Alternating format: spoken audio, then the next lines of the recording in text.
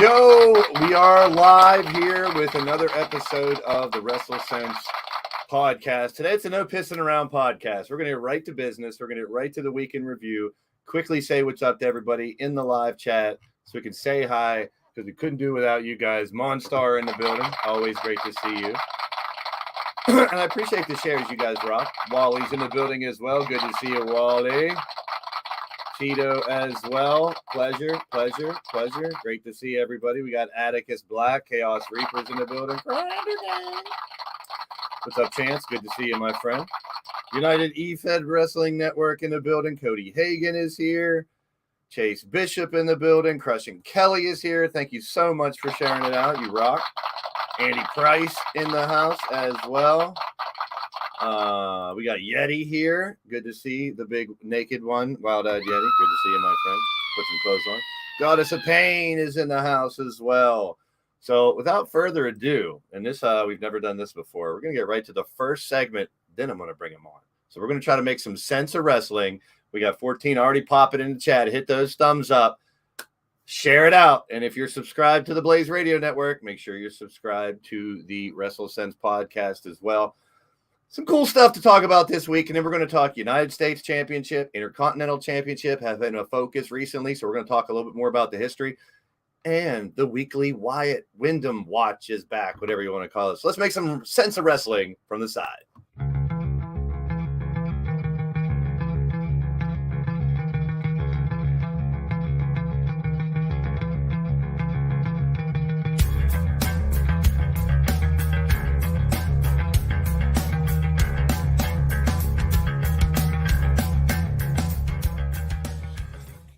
All right, bam.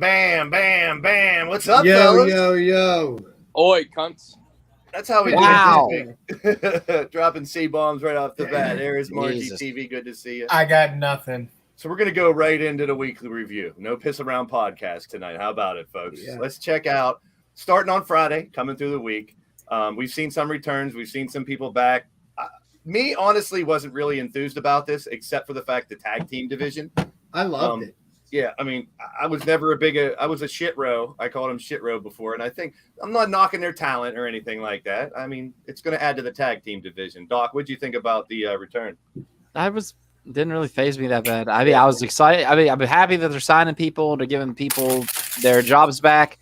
I'm especially excited for the big guy, Top Dollar? Is that what they call him? Yeah, AJ Francis, former Washington Redskin.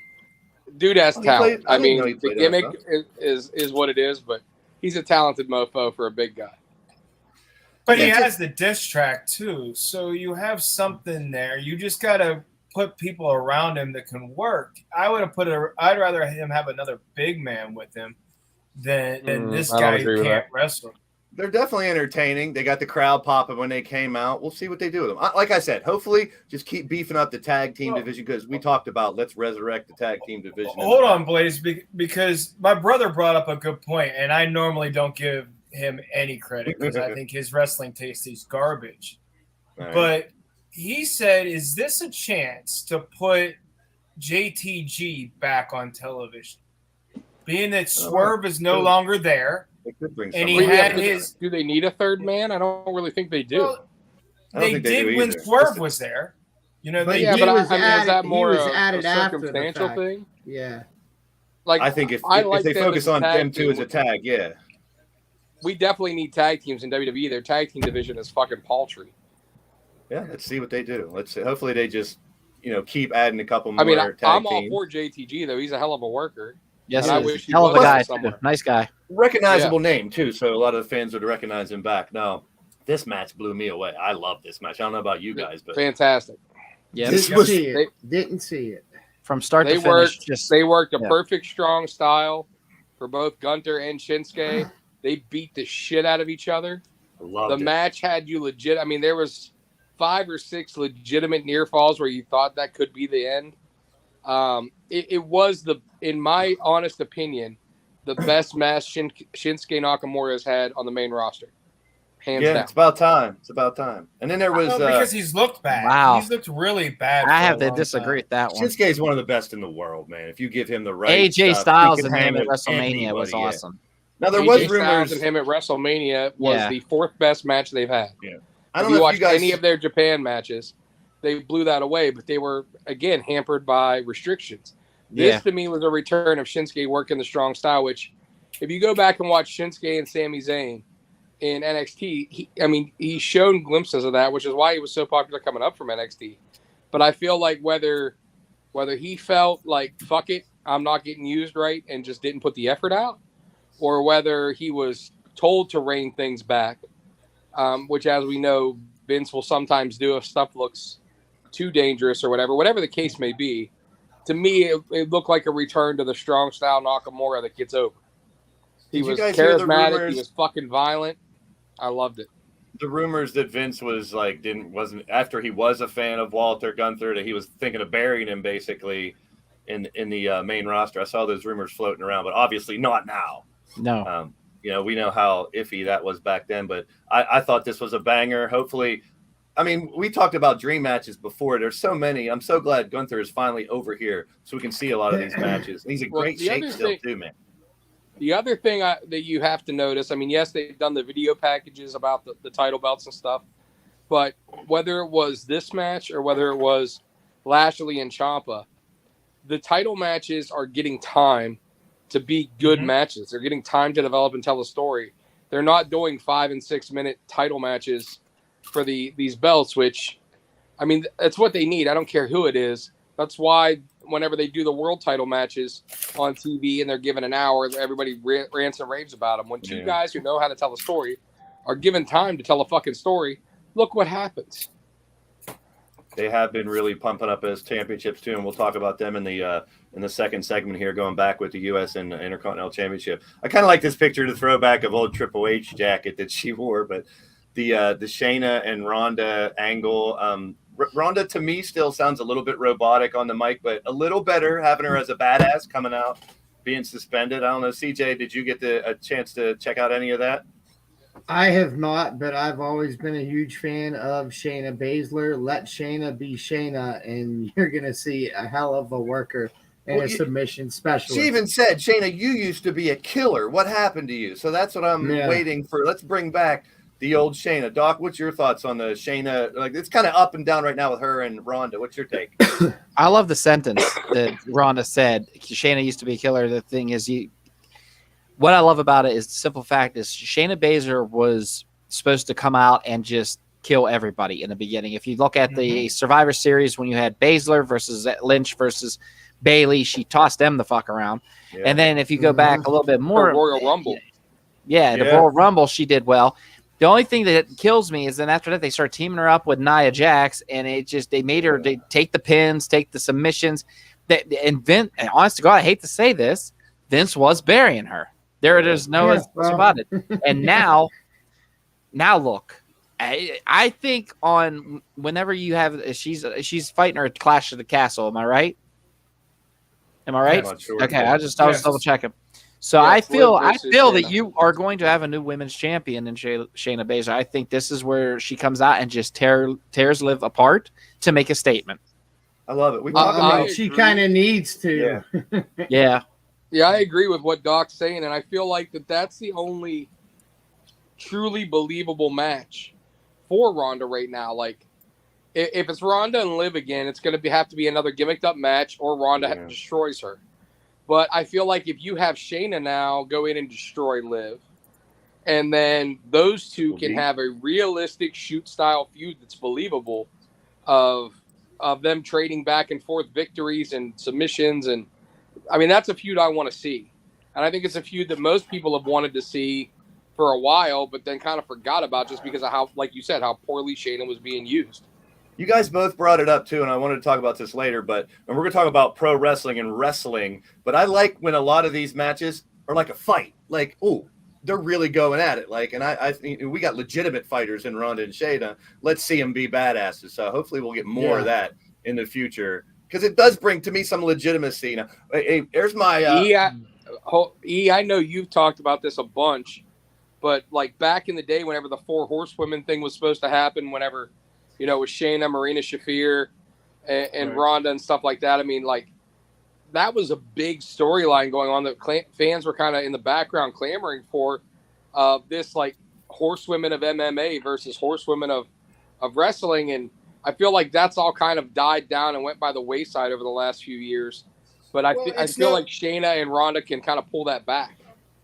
Well, it's no lie that I love my MMA. You guys know that. I love the UFC. I've been to several events. Doc, I think you've been to a couple. Ray, I think you've been to a couple.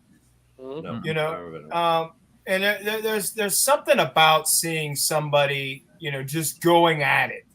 You know, yeah, we have our storytelling in WWE, AEW, Impact, all of this stuff.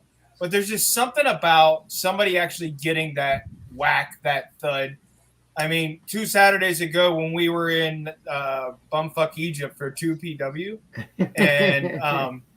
and what's his name, Zayner, got whacked.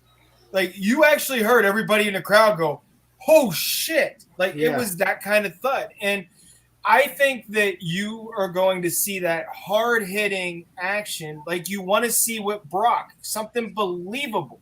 Yeah. You know, think about the guys that have transferred from MMA over to WWE or Impact or AEW.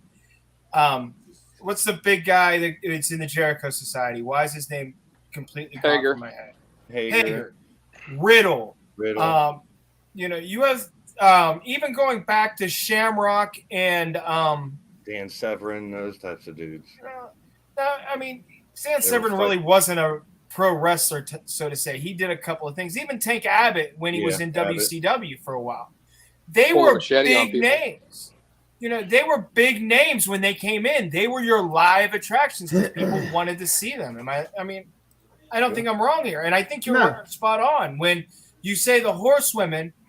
I automatically think of Ronda's group because I saw the YouTube videos of them doing the Ric Flair 4 and the dancing, and one being Telly and one being Arn, because that's what they wanted to be. Mm-hmm. That's what I'm saying. I think they can play on that to make a really good, believable shoot style storyline for Ronda and Shayna, which would be something Ronda can really sink her teeth into, because that's more who she is versus her trying to play, you know, the Roddy Piper wannabe. Legit fighters, man. I like it. And yeah, The sad part is we'll be talking about a great feud. That wrestling podcast. I just wanted to talk about this real quick because we picked our Survivor Series teams last week, and I was like, "Oh, it looks like my Survivor Series team was coming together," because I picked those guys, but neither here nor there. Humberto and Angel Garza joining up with the models. We'll see how that goes. This is what I want to talk about, though. I don't want to talk about that. I want to talk about this. I thought this was great. I can't wait. Now, I was one that thought, oh, shit, they're going to just take Ezekiel out and go right back to Elias, but they flipped it. They went complete 180. They're going to go all out, it seems, with the Elias stuff. I love it. That's hilarious. I want to know who the little dude is.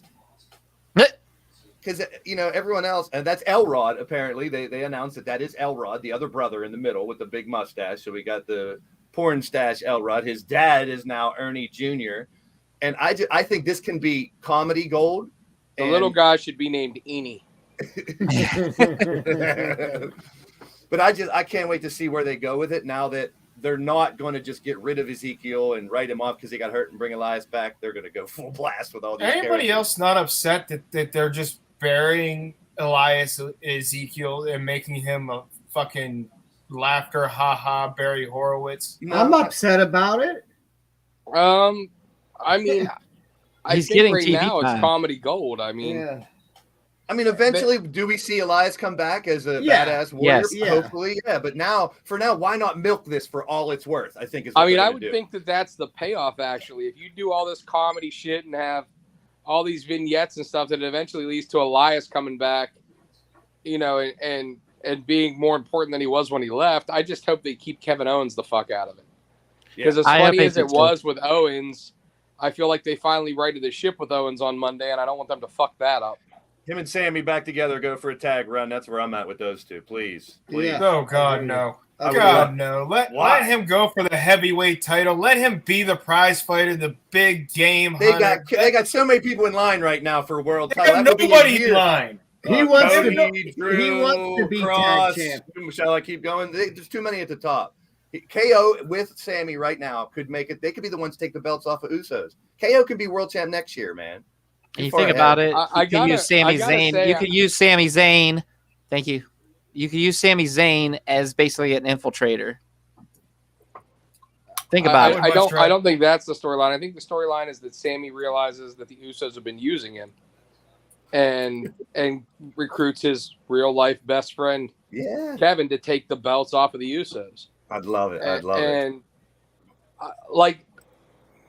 Kevin can be the prize fighter without having to go for the world title. I don't disagree with either one of you, and that's the thing. Like, he just needs to be what he was on Monday. Like, that style of promo, that style of wrestling, I don't give a fuck, I'm here to cash checks and break necks. That's Kevin Owens. We'll give a little more Kevin Owens. We're going to come back to him in just a minute because I do have a slide of KO when they the War of the Words with him and Drew coming up. But these two put on a nice show too. I love this match. I thought it was good. I liked it. I liked it a lot. Again, they're giving them time. Yeah, not quick matches, not all schmozzes. I mean, we're still going to see probably more DQs and stuff than I would like, but hey, I'm happy with the way they're going now because I'm a huge AJ fan. And to see, I think he brought the best out of Bobby. I love Bobby, but he looked really good in this, in my opinion. Bobby, in my opinion, is one of those guys who's a solid worker, but he's only as good as who he's working. Mm-hmm. So when he works somebody like AJ or somebody like Ciampa that is really, really talented, he looks fucking phenomenal because that's a good shot. That's who he works the best with.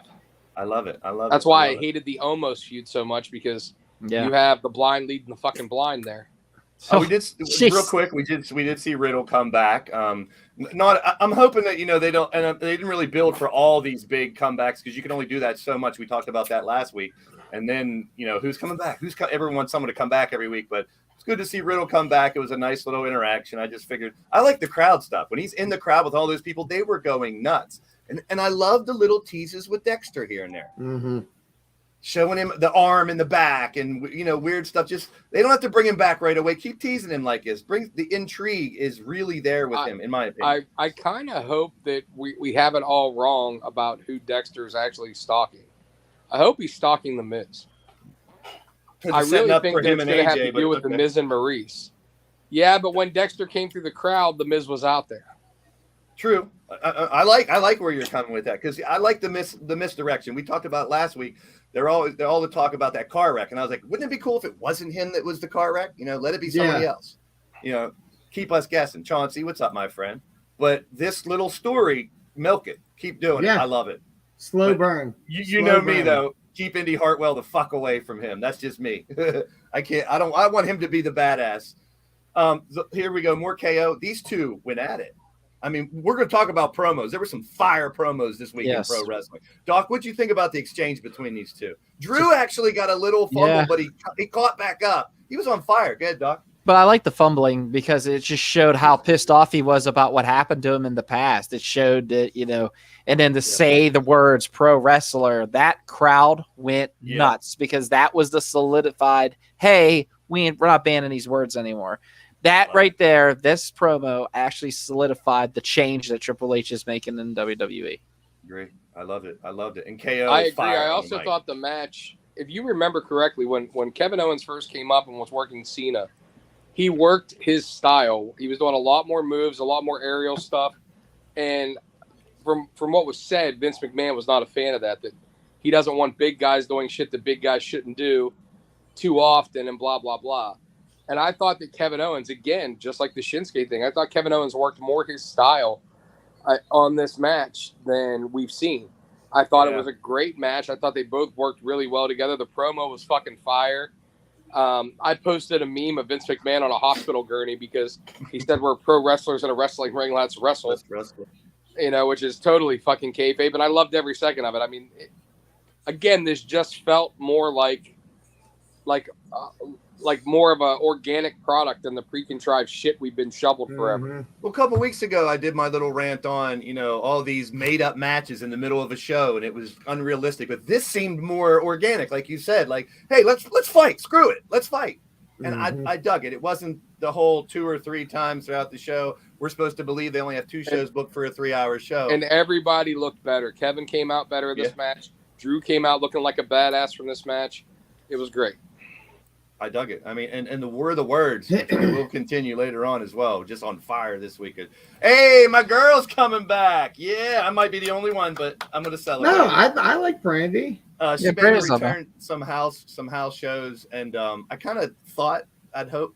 Well, at the end of the run in AEW, she made a mention on their little TV show that when she came back from her pregnancy, she wanted to fight, and people's like, "No, I don't want you back in the ring." But why not?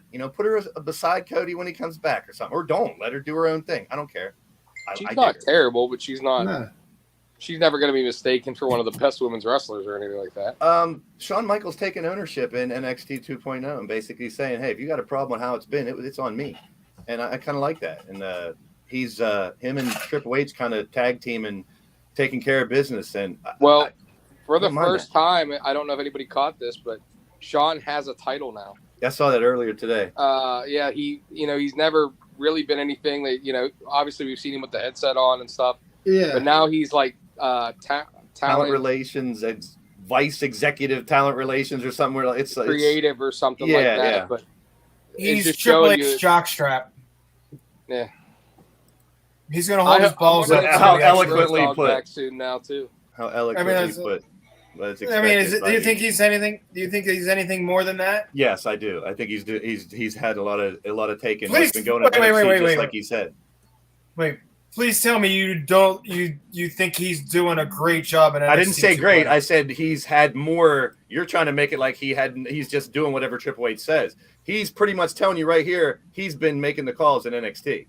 So how is that not having control? Yeah, I was gonna say. I mean, it's straight garbage. Like, and he was doing that before Triple H came back. So how is he Triple H's jockstrap? They're boys. Why wouldn't they be cool? Because now he's got a executive director of talent relations job right under, and I'm sure if you look at the pipeline, he's right under Triple H going, "Here you go, Daddy, I got you." Well, I think it's also going to have a lot to do with I'll take that job in a heartbeat. I was going to say, like, do this too, but that's a side report. And the news came out that NXT UK is dying and NXT Europe starts in 2023. Today they released basically everybody in UK, except for the guys you saw on NXT, Tyler Bate, and the group that came up, the Gallus guys and all those. So they're going to keep a handful. Now, that's not to say they're not going to bring them back when they relaunch NXT Europe, but I don't know. I mean, these are cuts that I think they have a vision.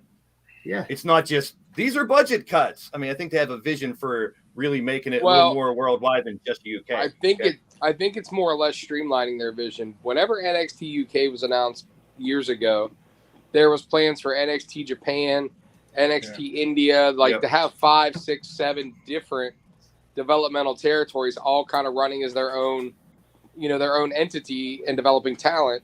And I think that was probably not the most financially viable option.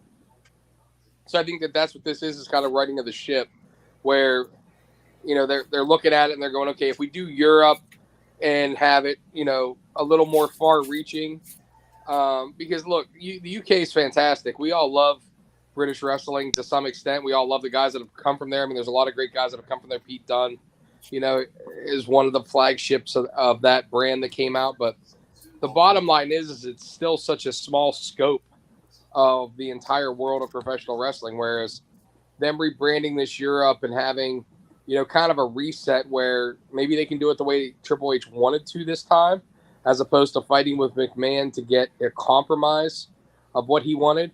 I mean, time will tell. I'm just speculating here, but I think that's kind of what it is it's like, let's right the ship. Let's do it the right way this time, how we want to do it.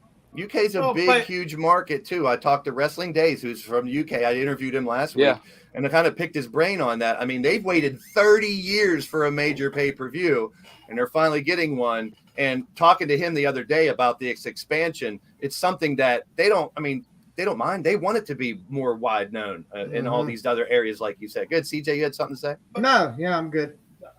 I do. Good, E. So going back to the NXT UK thing, the NXT UK thing was supposed to be something where they could do like a Forbidden Door thing.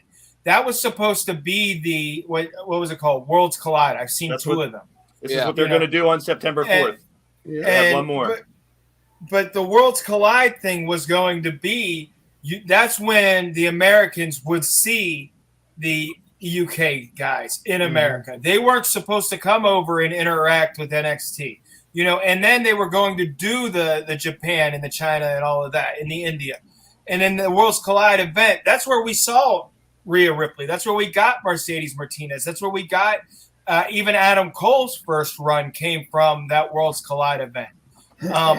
Which was I think the first one was it Phoenix and the second one was New York? I don't know. I've seen both of them. I can't remember. So let me ask you this, E, and on the same subject. Back when AEW had their little ROH invasion type thing leading up to that pay-per-view, when they did the IWGP stuff leading up to the Forbidden Door, there wasn't a lot of backstory. People were just supposed to know the ROH and IWGP guys, and there was a lot of shit said about that.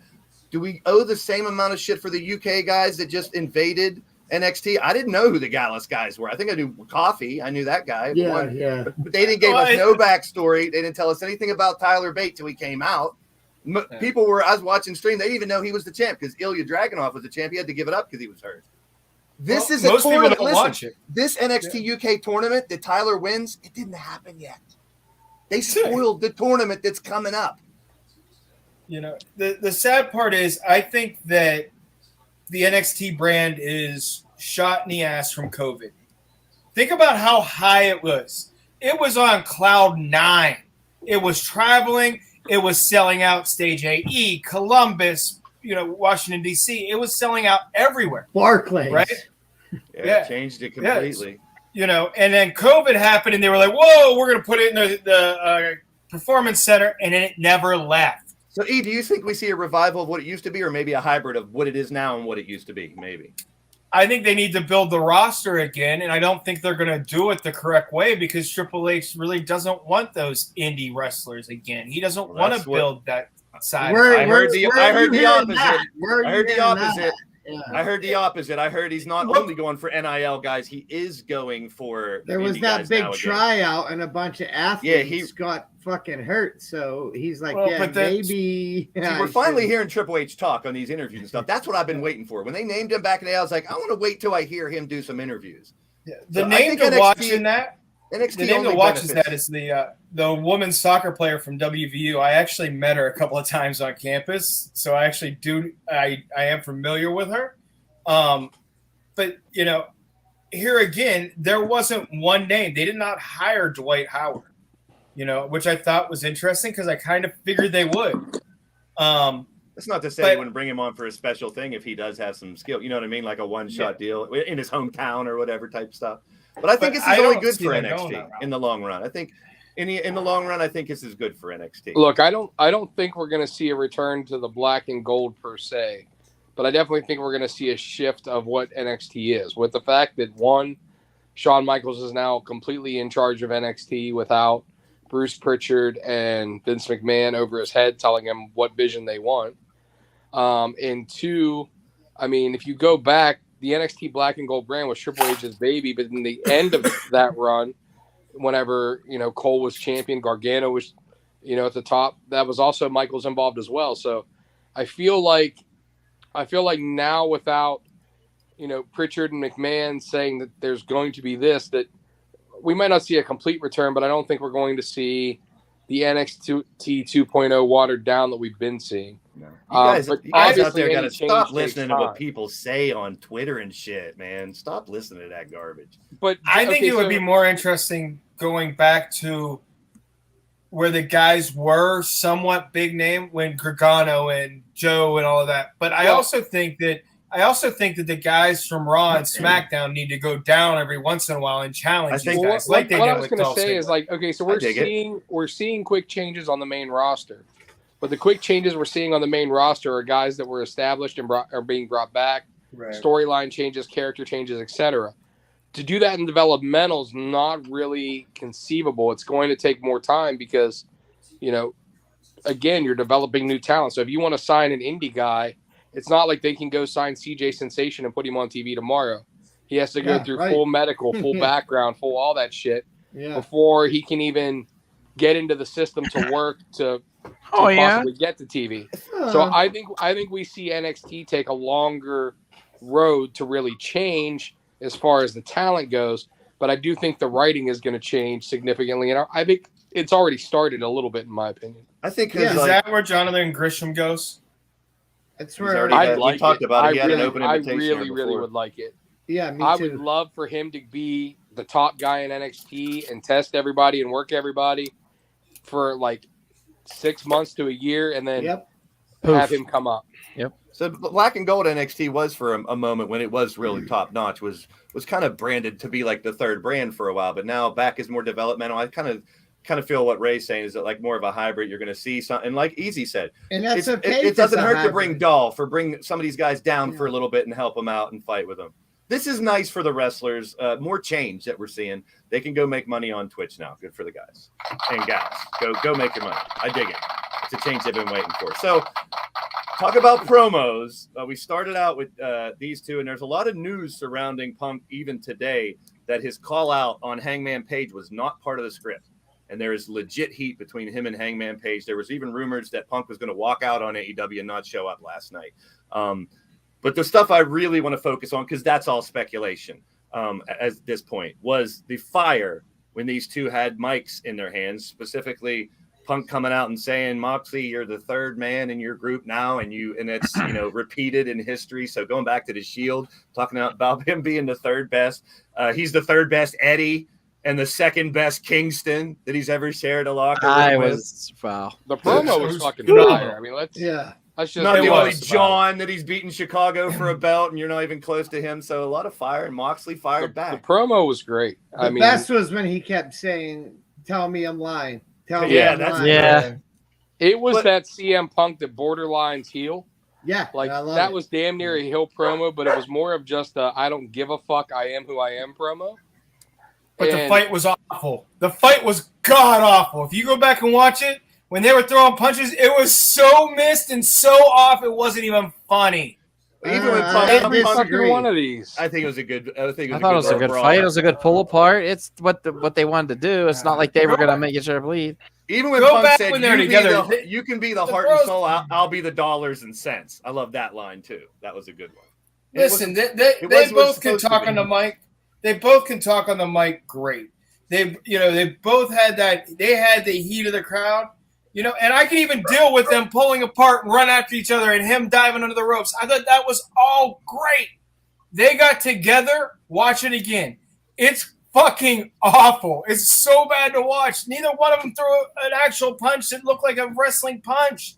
They were like open slap. It just was bad, guys. Well, Punk even listen, let me elaborate. Punk even said he didn't want to touch him because he'd be afraid he'll bleed all over.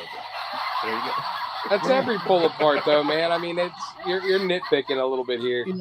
It did the job, in my opinion. Grasping for straws. Yeah. So Ray, answer the job, in my opinion. The only thing that I'm not a fan of is I like the Hangman Page call out, but I don't like the way that the Hangman Page call out played out. Like, but he wasn't supposed to say that. Okay, Ray, you're the promoter. Hold on, Ray, you're the promoter, and you sent Punk out there to do a promo. He wasn't supposed to say that. It wasn't in the plan. How do you know that? I've seen that reported from multiple sources, very reliable sources. I was getting there.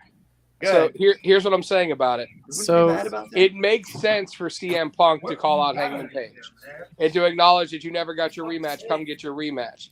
Where it fucks up, because obviously it wasn't planned and he wasn't supposed to do it, is there's no reason for Mr. Cowboy shit to not answer the call.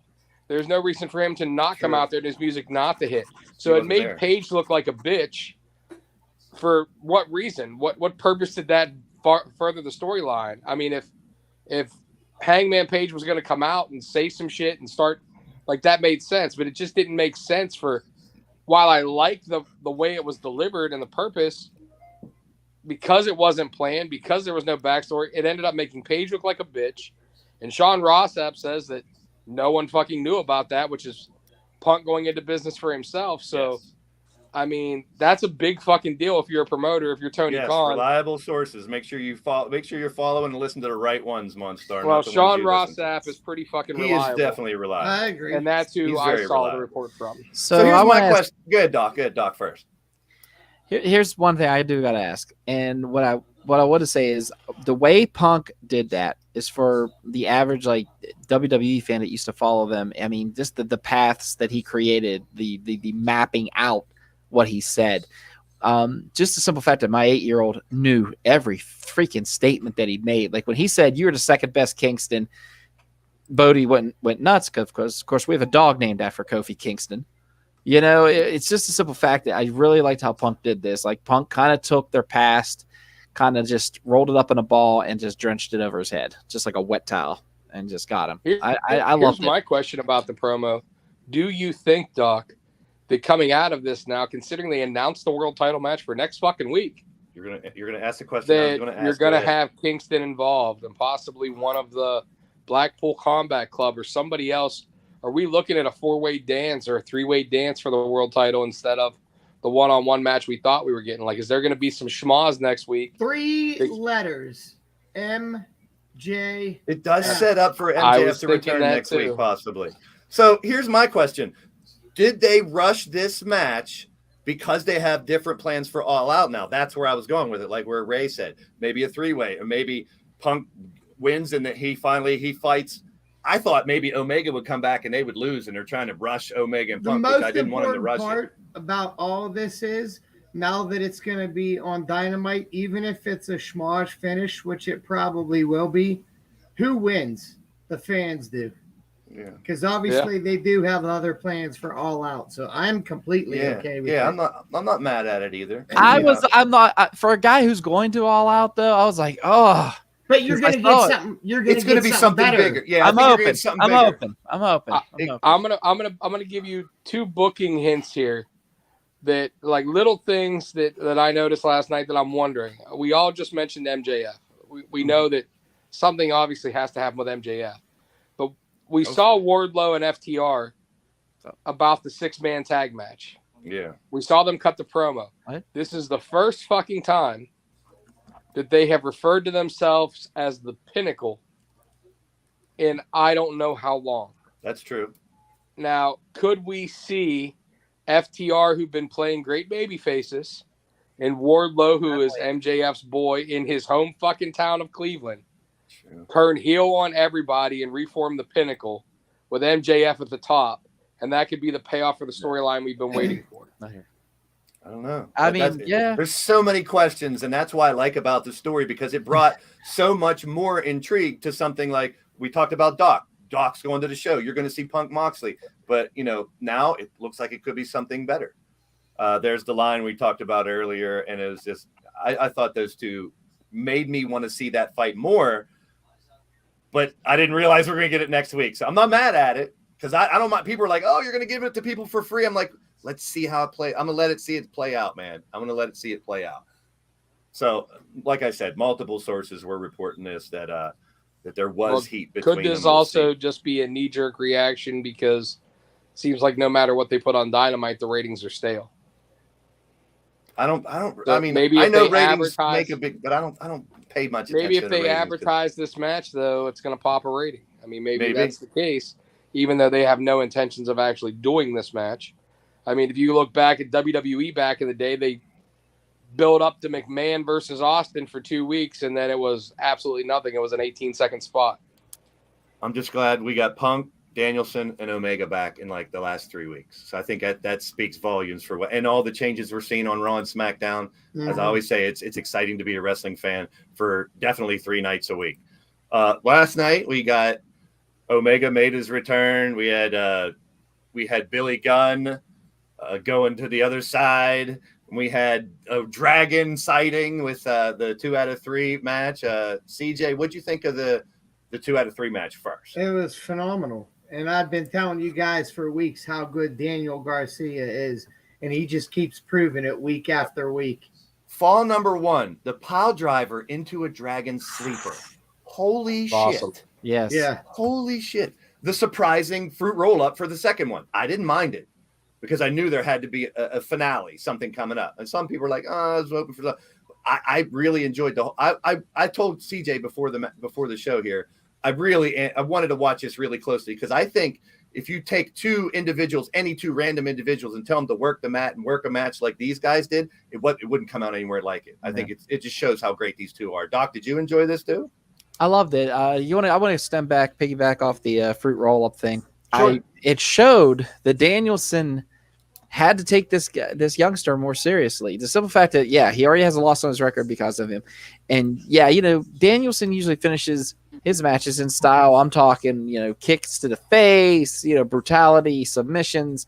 Bryan Danielson's done it. But if you look at this one right here, Garcia was starting to beat him in that second fall, and he had to use some kind of desperate maneuver to defeat Garcia to get that 1-1 tie. I thought it was great. It was such good storytelling, especially the struggle within Garcia. You could see Garcia the whole time because of that promo from Rampage when they were face to face. You are a great professional wrestler.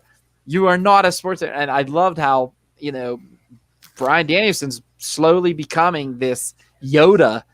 I hate to use Star Wars, but I will. It's okay. This sort of Yoda to Daniel Garcia. And the simple fact that Daniel Garcia suddenly snapped and said, Jericho, wait, it was a great match. Stop. He wasn't trying to fight him. He wasn't trying to say, fuck the JAS. He was just saying, dude, we had a great ending. Stop. This is, and so I Doc, just love the way this is going. Does he join the Combat Club now, Doc? Yes. You're teasing it.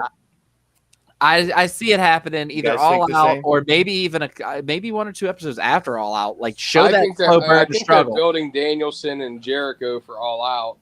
And I agree with Doc. I think you could see Garcia turn maybe at the pay-per-view. Maybe, Danielson keeps, Jericho keeps cheating, interference from the JAS all over in the match, and Garcia turns to the good side, if you will, to the non-dark side, if we're going to go. We Star talked about Wars this before. This is a good example to me. Losing a match and really getting built up. Like this, I think, elevated Garcia big time. So let's get the other opinion. What do you think about it, Easy E? I thought the Ricky the Dragon Steamboat did absolutely nothing for ratings, the match, or anything. I thought What that was he dumb supposed as to do? fuck. He did his I little mean- karate chop in the back. What did you expect him to do? I didn't need him to do anything. I don't even know why he was there. I think it I took thought- away from what we watched. I was hoping he kicked fucking Jericho. I was hoping Jericho took the kick in the back instead. God. He got one little He chop. was man, the, but that he was the good enough best for me. guest timekeeper since Liberace. You don't got to do Jesus anything. Christ. But he I did think- have the I- fancy listen, bell.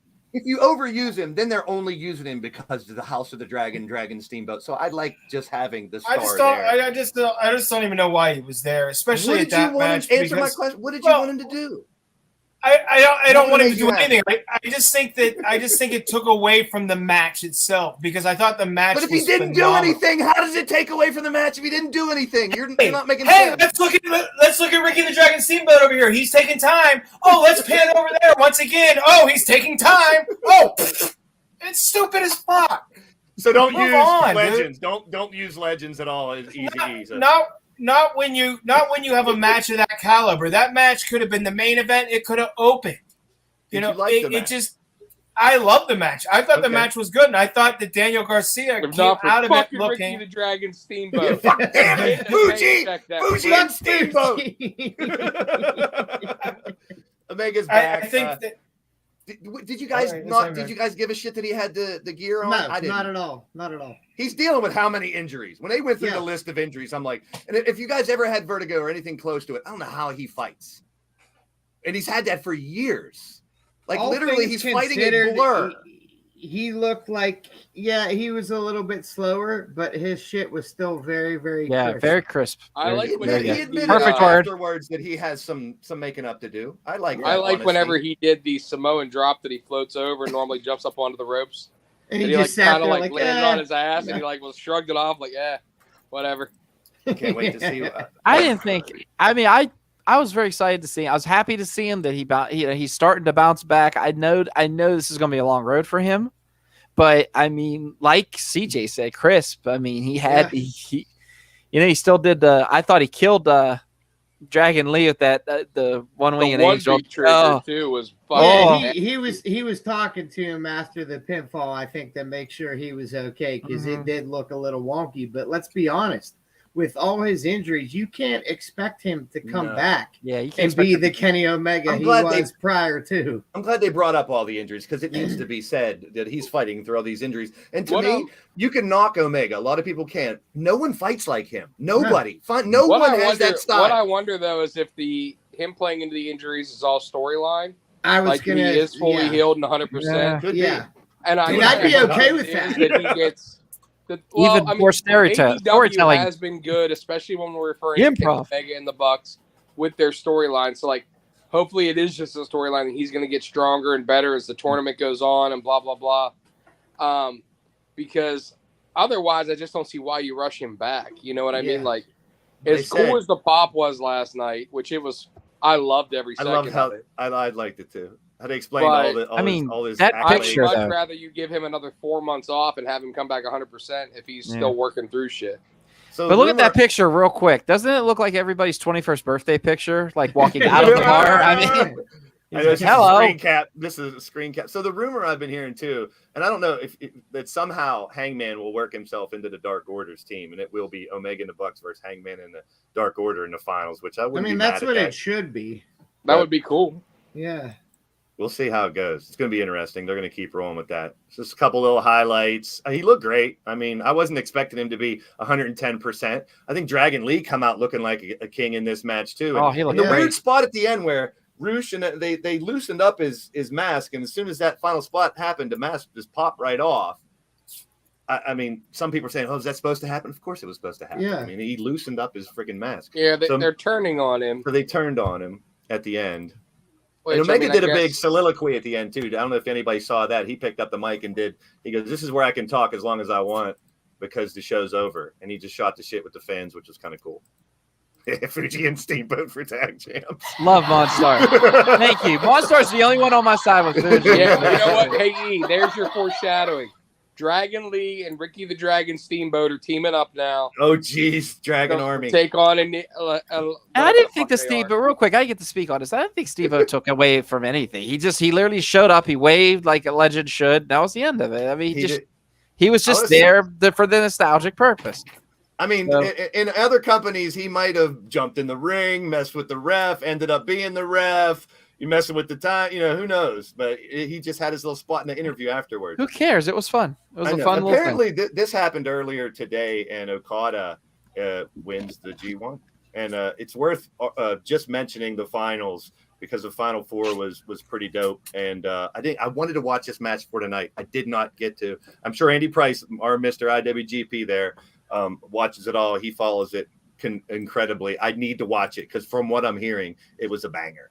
And it's not as readily available for me as I wish it would be. Some of the IWGP stuff, but It is. just worth mentioning. I know if I looked hard enough, I could subscribe find to it. that New Japan America or whatever the hell it's called. And that is it for the weekend review. Just some of the basic stuff going through. So let's buzz right into let's move it along. a little history. The 2 set.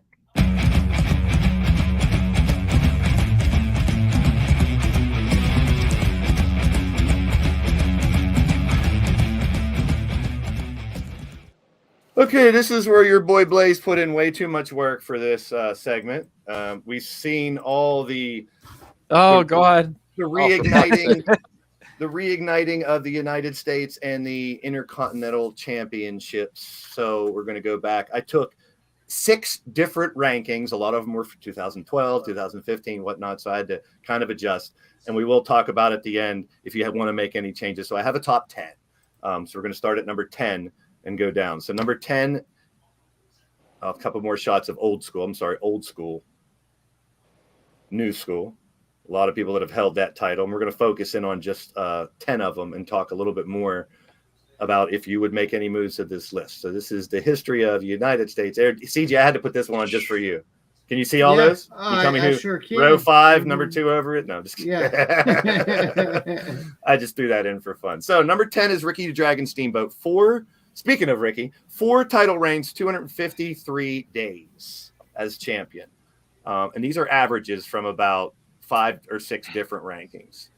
I love this picture. That's the American title from back in the day. But Greg Valentine had 2 title reigns at 391 days. And now this isn't listed only on the most reigns and the most days, because some people who have had 1 reign, it's a very significant reign, and that'll show even more with the Intercontinental ones that we talk about. Booker T had 4 title reigns, 271 days total. Coming up next, John Cena, 3 title reigns, 321 days. I wasn't a fan of the spinner U.S. title belt at all. I like traditional historic belts. Bret Hart, 5 title reigns, 188 days. So he's had a lot of title reigns. Some of them were kind of short, but he's one that's prominent in this list and the Intercontinental title list. A legend, definitely. One guy that doesn't get talked about a lot, but Benoit had 5 championships, 357 days as champion. And this is a guy who wasn't afraid to fight anybody, despite the size as well. You like the spinner belt? You would, Brandon. Wahoo, old school. Wahoo McDaniel at number 4, 5 championship reigns, 289 days. We're going to get a little bit of love for the old school Mid-Atlantic U.S. title belt there. And here's Blackjack Mulligan, 3 title reigns, 498 days. And these 2 were either 1 or 2 on all these lists. Luger had number 1 on a bunch of lists, but he's 5 championships, 948. He held it for 17 months at one time, 523 days as U.S. champ. He's the one I think of when I think of old school U.S. champs. Yeah. But Ric Flair was number 1 in a bunch of them as well. 6 championship reigns, 700 days on the button as the United States champion. See, I don't think of Flair as that. Me either. But he had I think of him as a world champ when I think of champions. And Ambrose could have been on that list as well.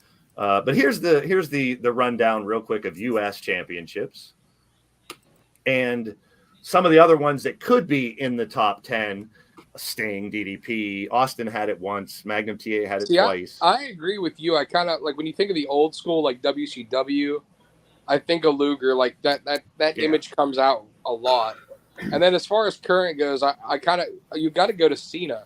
Like, he had the spinner belt, but that reign he had where he was doing the open call-ups, and that's how we saw Owens debut, Claudio, like, it was fun time. Sammy. It was made the belt feel important. It was fun.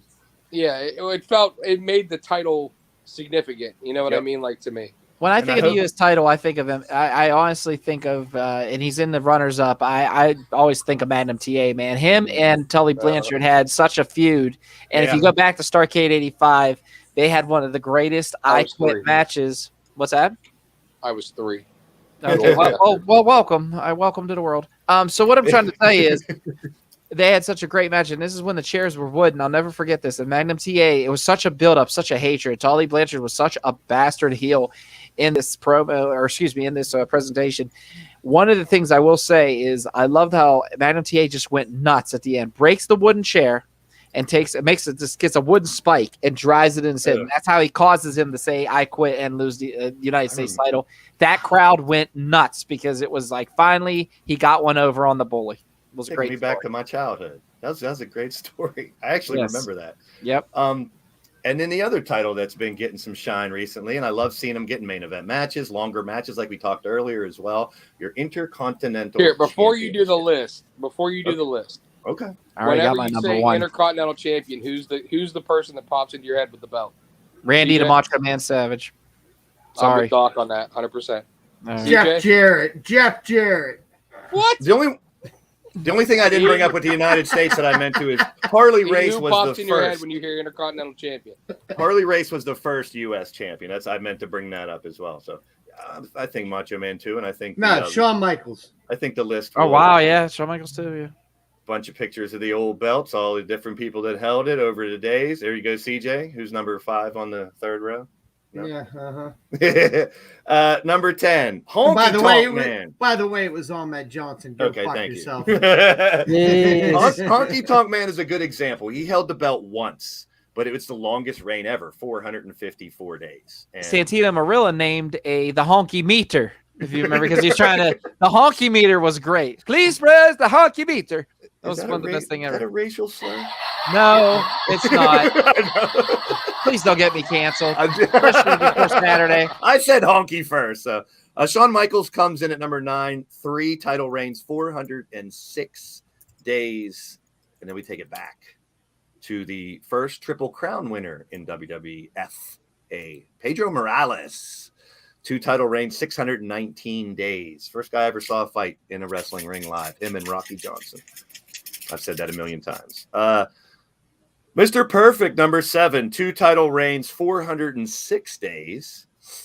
I still call him Kurt Hennig. I never liked the Mr. Perfect. I like him as a nickname, but I want him to be Kurt Hennig. Miz, 8 title reigns, 597 days.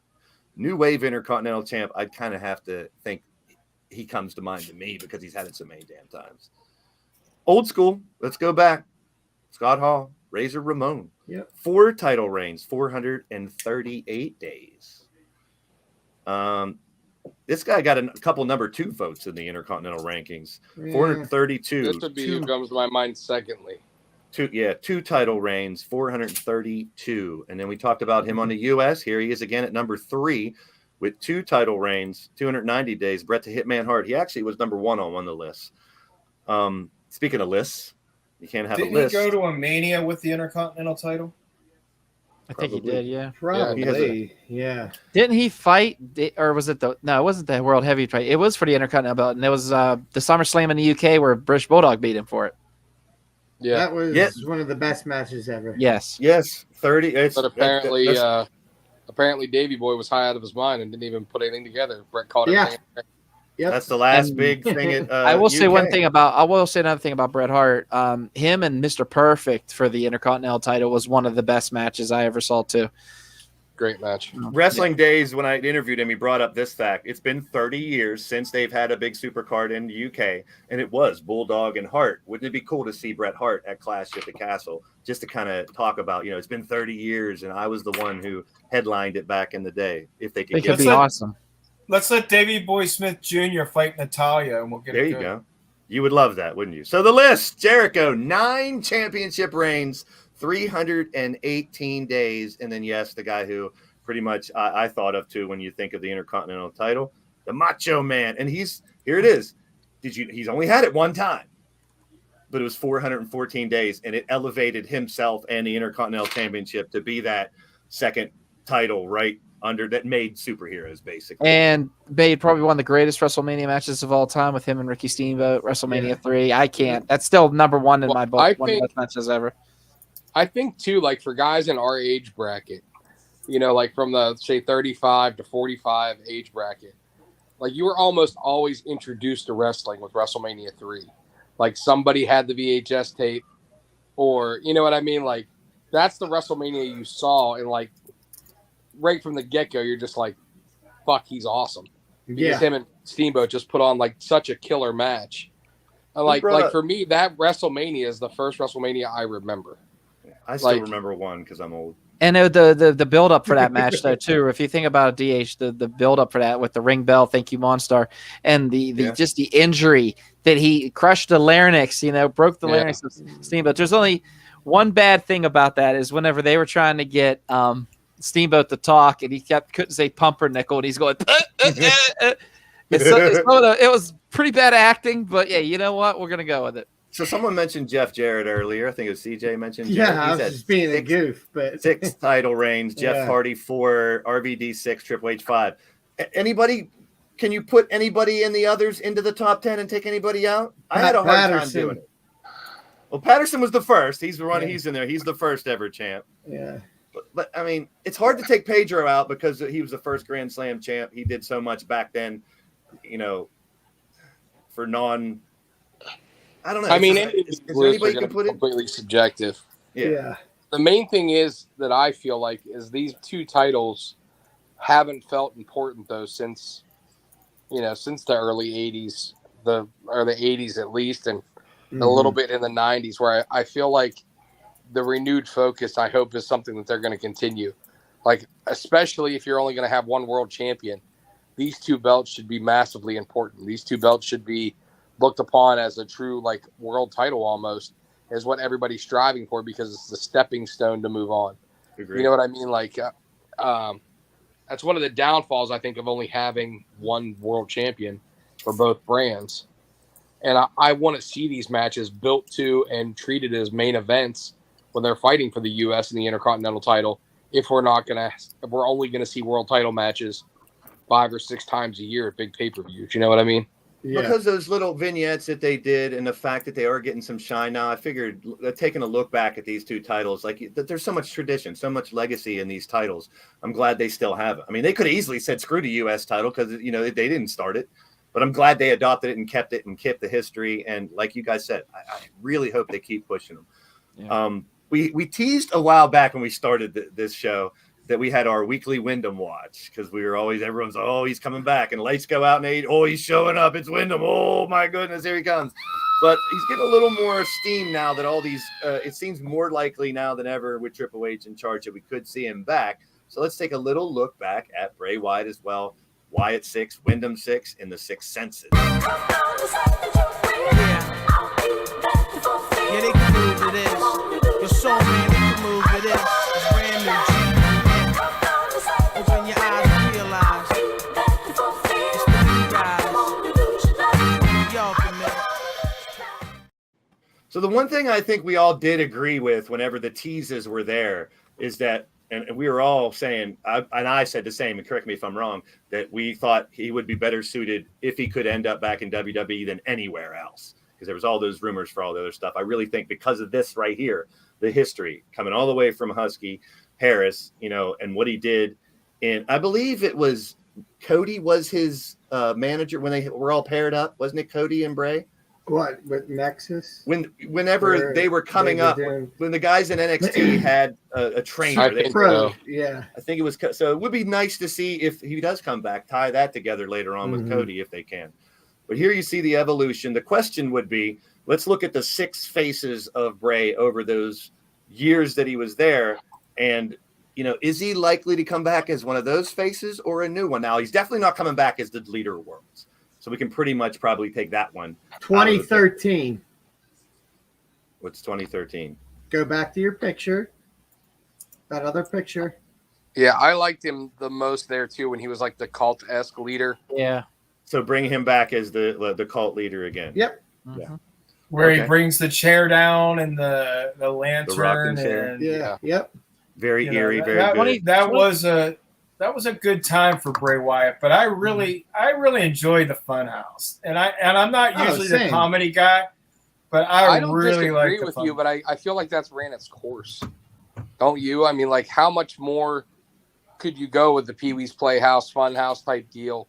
Like, he's killed puppets, he's done everything, but I feel like his innate ability to cut creepy ass fucking promos and I mean, even in his love letter to professional wrestling that he put out, it's so Spot eloquently on. worded and shit. Like, I Yeah. feel like that's when he's at his strongest, is whenever he can be given.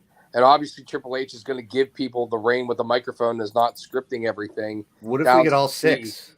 What if we get all of them? You never know which one he's going to come up with. this week. Just not Husky Harris, please. Well, no, No yeah. Husky Harris. I mean, the 6th one could be a new one, because the rumors were when he left that he had all these different ideas he wanted to come out with, but he never got to use them. You know, What if we there was get no- a tag team of Husky Harris and Ezekiel? The other thing that was teased as we go through just the other faces of the Funhouse and obviously the Fiend, the other thing that was teased, which I wouldn't mind seeing, is bring to life the puppets. Yes. Yes. There was talk of that before, not the Muscle Man dance, but there was talk of having a buzzard, having a character based off of that, having a character based off of, you know, each one of the puppets to be his new Wyatt family. I Now, don't know. if you're going to bring back the Funhouse era, I think that would be the way to do it. Yep. Yeah. So I'm hoping for, when- I think, something new. Go ahead, E.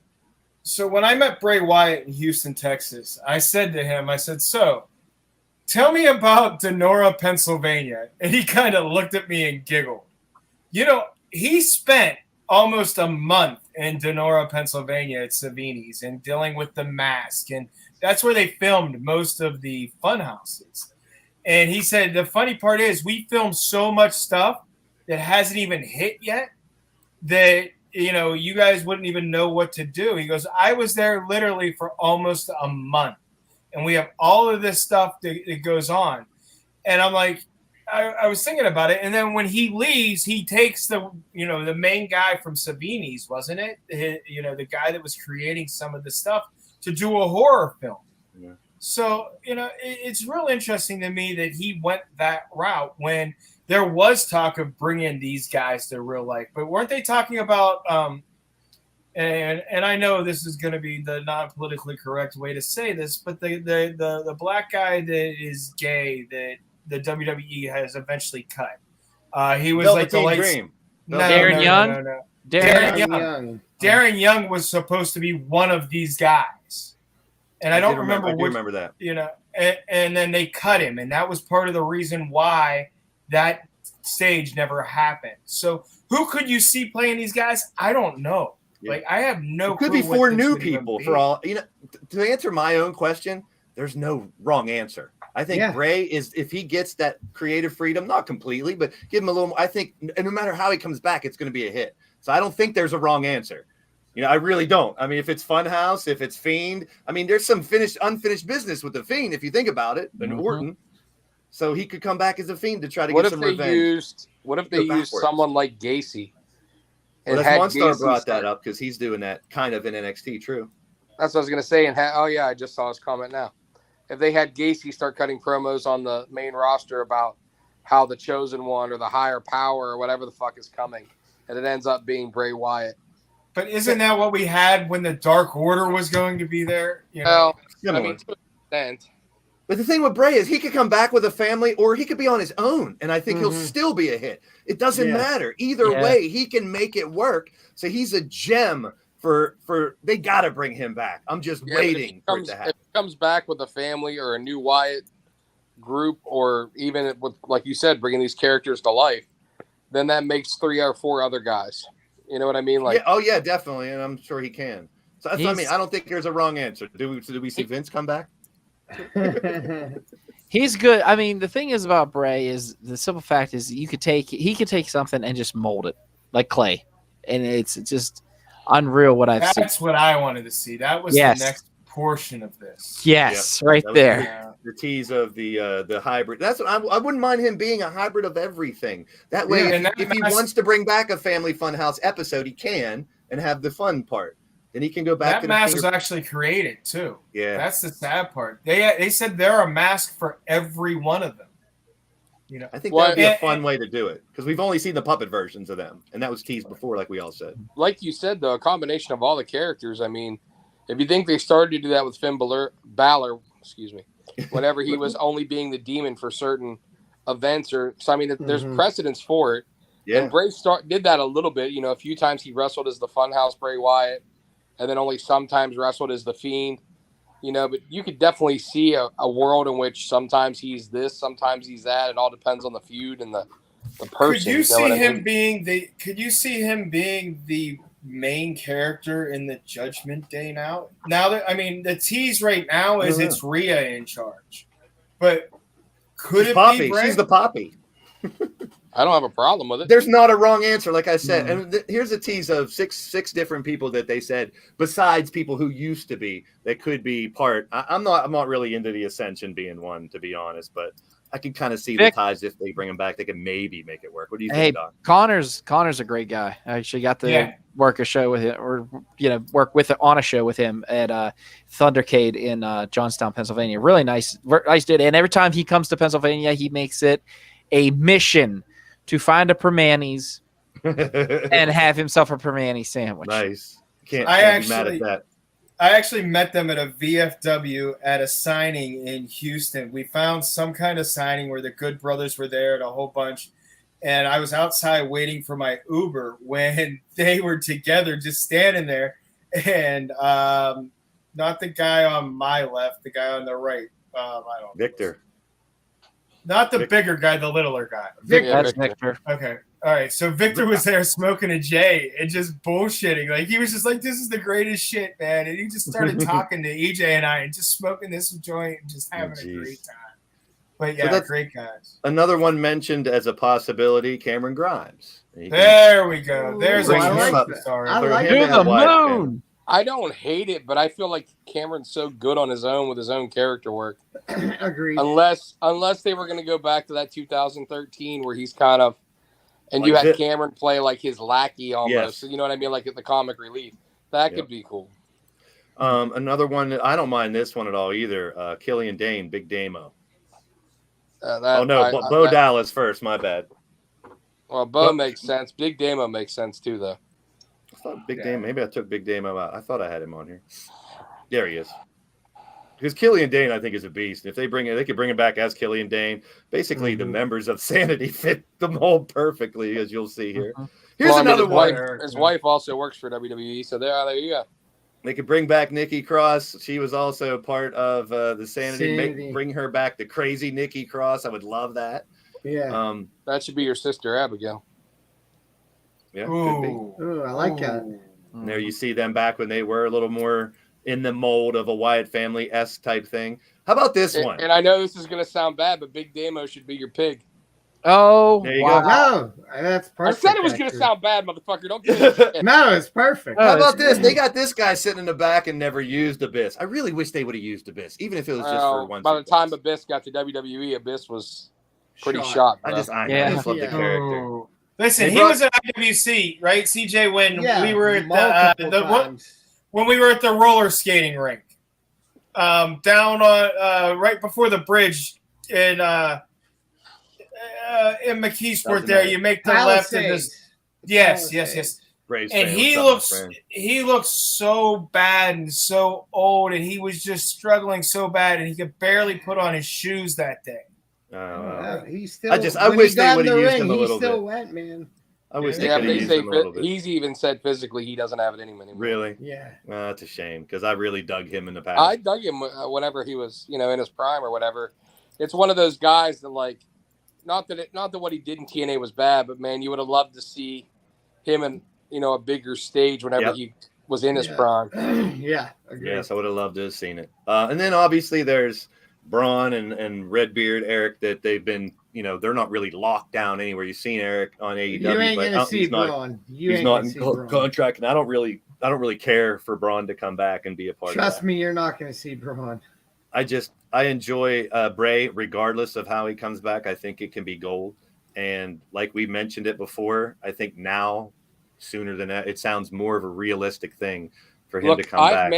I've mentioned them before, like whenever we were talking about Edge's group before Damian Priest, but you have two guys on the roster ready-made to team with Bray and get rid of the god-awful fucking gimmick, and please give Ray Rowe something to fucking do that's decent instead of this stupid Viking Raiders shit. Yeah. Make the Viking Raiders be his new Wyatt family. Yeah, true. Those two. I didn't think about those two. That's a good shout. They're fucking phenomenal workers and a shit gimmick. Yeah, agreed. At the end of the day.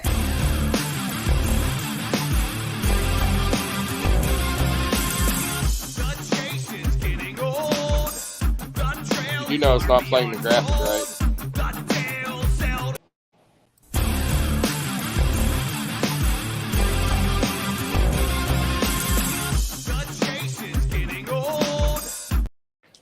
I was getting into it there a little bit. I like Yeah, it. the graphic wasn't playing. They all saw you dance. I love it. Dance, get it. I was just happy. We got a big weekend coming up in wrestling. With the 3rd and the 4th, it's packed now. And then we got the NXT show and the AEW All Out and the Clash at the Castle all piled into one weekend. But more importantly, it's my birthday on Monday. But more importantly, Saturday in Erie, Pennsylvania. There you go. Revenge Pro Wrestling, motherfucker. Very excited. So, why should we be interested in that? Because it's pressure luck. Anything could happen, man. Just like the old school game show. There's certain matches that you have to hit the button and press your luck to see who your opponent's going to be. So to paint the picture for the fans out there who've never been part of it, do they have a screen or something that they do it to show so it's a pressure luck theme, bunch of matches on the wheel, spin the wheel, make the deal. Remember but it's just press the button and random opponents. I love it. Next thing you know, it'll be having Lego matches and stuff at these shows. Hey, I'm excited. I get to actually call this. So I'm honored and I'm excited. It's my first time at Revenge, so I'm excited. Revenge Pro Wrestling is always a good time, and if you want to see good wrestling in Erie, Pennsylvania, Revenge Pro Wrestling is where you need to be this Saturday night at the Avalon Hotel. You can tell us all about it next week, how it turned out and how much fun it was. Absolutely. Still trying to get Rev Ron Hunt in here to tell us a little bit about his excursion up in WWE. So he's promised to come back on the show and hang out with us. Lots of IWC stuff on AEW last night too. Lots, actually. Mm-hmm. Lots of the security. Mambo Italiano. He was clear. Out. Greek God, Alexander Apollo, RC Dupree. Yeah, So those three guys got opportunities, and what was really awesome was just the simple fact that Mambo, one minute he's on WWE programming, the next minute he's on AEW programming. Yeah. Man, that guy's blowing up everywhere. I'm so excited. For the great guy. Now. Yeah, AEW's in Cleveland this Wednesday, right? Yeah, that could be another thing. We could see more of the local talent up there, so maybe we'll bring back local focus next week again. I think I saw Mambo fight Shawn Michaels on a house show in Pittsburgh in '87. I saw him fight Iron Mike Sharp at the arena back in the day during a dark match before the event. So that's all we got for today, folks. That was a nice quick rundown celebrating the U.S. and Intercontinental titles, history of that. A lot of stuff going down, and we're heading towards that big weekend next week. And it's going to be interesting to see ratings, because normally when football starts, ratings jump around a little bit when NFL starts. So we'll see if that makes any difference in some of the stuff. We'll have Monday Night Football coming back, et cetera, et cetera.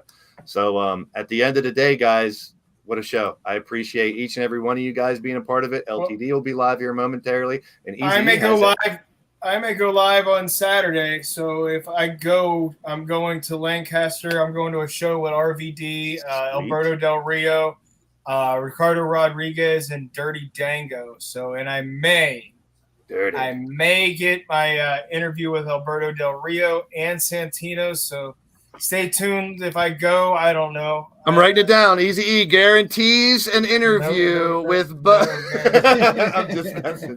No Unfortunately, guarantees. I will not be attending any wrestling events, as I have a Sweet 16 party because I'm fucking old and my daughter turns 16 next week. Yeah. Wait, Ray's watching. Isn't Ray watching something?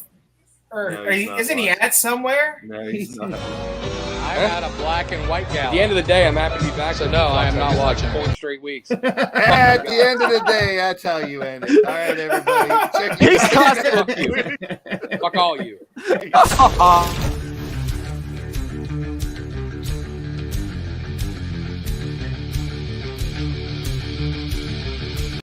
That's how you end it. Oh my God. I got muted.